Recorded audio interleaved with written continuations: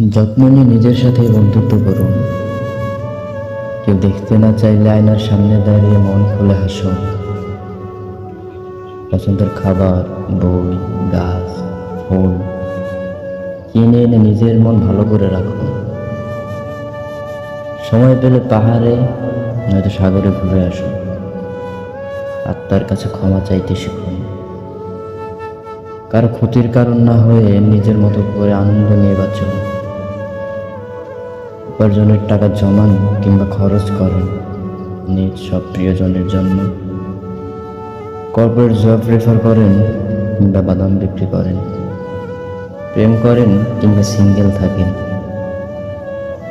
সংসার করেন অথবা আজীবন বন্ধুদের সাথে আড্ডা দিয়ে কাটিয়ে দেন।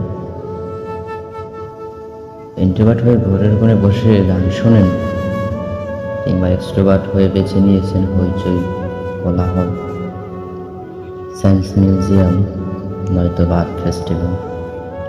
Does not matter, does not matter.